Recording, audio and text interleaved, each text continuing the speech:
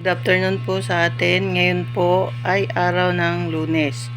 Pahinga po ako sa pagtitinda. Kaya ako po ay magbubukas ngayon ng aking alkansya. Naipon ko to ng 6 months. Samahan niyo po ako.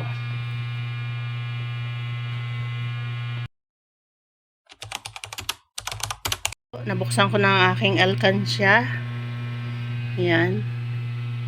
Inipon ko po ito para sa birthday ko sana nung July 8. Pero nagbago po ang isip ko kasi masyado nang malabo ang paningin ng tatay ko. Gusto ko po siyang ipa-check up. Kaya gagamitin na lang po niya itong pang-check up ng mata niya. Samahan niyo po ako sa pagbibilang nito kung magkano ang aabutin.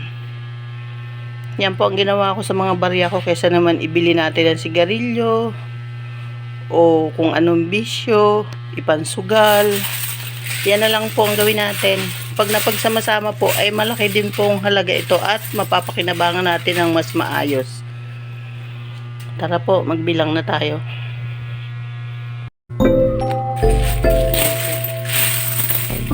Marami. Alam ko po makakatulong ako sa kanila ito kahit pang pa-check up po.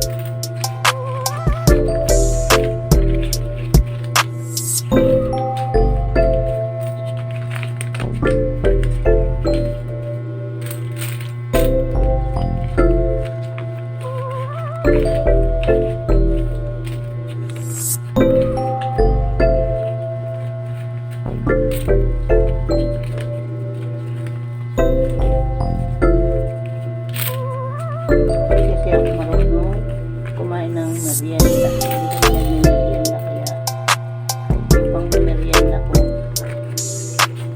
naipon.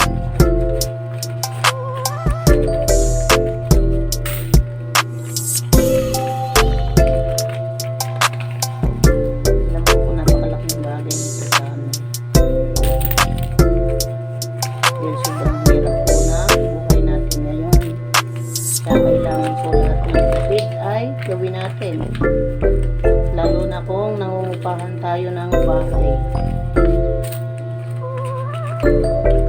Lahat gagawin, makatipid lang.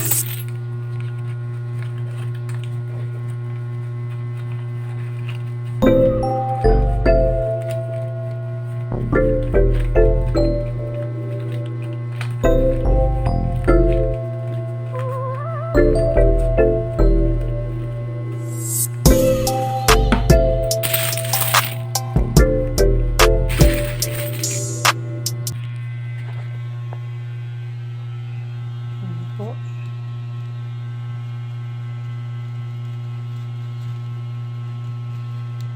Update ko kayo mamaya kung magkano ang ating naipon.